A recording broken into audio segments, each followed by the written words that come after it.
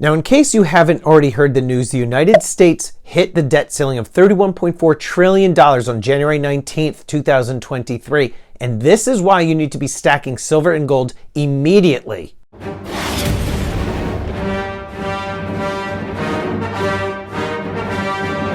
How you doing, everybody? Welcome to Empire Precious Metals. Thank you so much for watching. If you haven't already subscribed to the channel, please make sure you blast that subscribe button and get that bell notification clicked.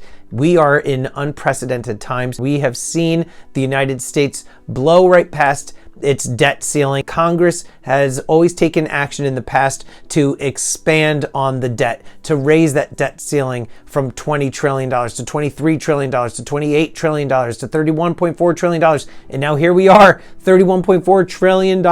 And most likely what's going to happen is that Congress is going to pass another bill to increase the debt ceiling, most likely by another few to several trillion dollars. And this seems to be a cycle that we come across every few years, time and time again. This is what happens. We are a debtor nation. We continue to increase the debt. We continue to run that clock. And there's really only so far that we can go before the house of cards collapses. Now, I don't necessarily think that's going to happen. Again, I'm not a doom and gloomer. I'm not one of the people that think that the sky is falling. But when you look and see just how much money that our country has piled on the credit card, it gets you to think of how important it is to have some silver and gold stashed, because you never know what can happen when it comes to the economy, to a recession, to, God forbid, another depression. But before I get into this and the reasons that you should be stacking silver and gold, I want to quickly touch on this one article real quick and just kind of lay some things out for you. And then we're going to get into why you should be stacking some silver and gold right now. Okay, so what happens when the United States hits its debt limit? All right, so we actually hit the limit yesterday, which was January 19th, 2023. I'm recording this on the 20th if you were unable to do the math. So we hit the limit, and it was $31.4 trillion. And what essentially this means is that we are heading to either running out of money or having to increase our debt. And obviously, we're most likely going to increase our debt limit. So we hit the debt limit of $31.4 trillion yesterday. And essentially, what ends up happening is that if the United States can't pay those bills on the national debt, this is where catastrophe strikes. Okay, so right now, what the government can do through different accounting techniques, they can pull money from, one agency and put it in another. They can shuffle things around and kind of do what they need to do to, put this deadline off as far as possible. But what has to happen is Congress has to vote on the United States debt limit and increase it. Otherwise, this is where things can get bad. Okay, the United States is going to run out of money and be unable to pay for the different things that we accrued this debt for. Things like Social Security benefits, pension funds, the military salaries, infrastructure, all these different things that we have been using debt to fund. If we don't have the money to fund those things, that's when these things are going to start to be affected. And on top of that, if the United States is seen to default on its debt and not be able to pay its bills, then we're actually going to get a downgrade on our debt. And that's going to make the cost of borrowing that much more. So it's actually a really bad thing for our country to default on its debt. The United States actually has very secure debt, and we have been known to be able to pay our bills. But what happens more likely than not, especially this time around, $31.4 trillion, I don't think that anytime soon that our government is going to balance the budget.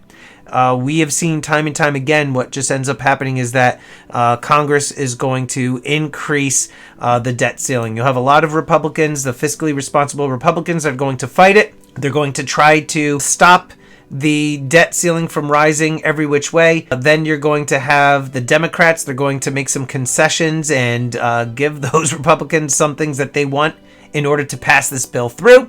And then we're going to see a new debt ceiling of another $3 trillion or whatever $5 trillion, some astronomical number tacked on to the current $31.4 trillion, and it's going to be like nothing has ever happened. So what does that mean for you as a stacker? There are so many reasons as to why somebody should be stacking silver and gold, and I'm just going to talk about a few of them real quick. One of which is that silver and gold is a great store of wealth. We have seen over the course of mankind that we have coveted these two metals as precious metals. They are beautiful.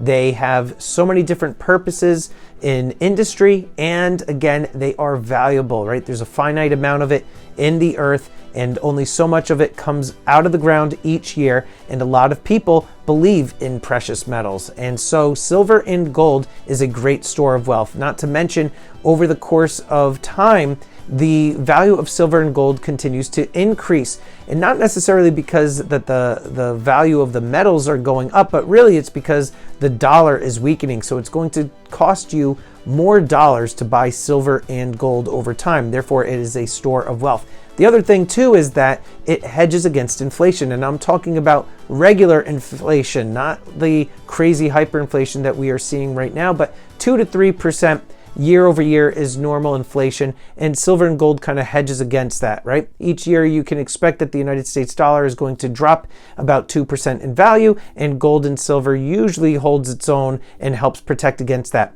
But the other thing too that I find with silver and gold is that it is a great way to save money. Yes, you are exposed to the silver and gold spot price continuing to either rise or also fall. So you are, looking at some possibility that the value of it can drop, but the likelihood over time is that the price of silver and gold is going to continue to climb. And if you're anything like me, if your money is just sitting in a checking account or a savings account, you're most likely going to just pull that money out and just go spend it on something stupid. So for me, I'm a lot more disciplined when it comes to silver and gold. I like to see it. I like to see that pile continue to grow. And so that's why I continue to buy it. Lastly, silver and gold to me is a great insurance policy. God forbid if there ever is an economic collapse in the United States economy goes into the toilet, I would much rather have silver and gold close by as opposed to only having dollars and cash, because silver and gold, again, you're going to be able to find buyers for it. If you need it in a pinch, if you need it to trade, if you need it to sell for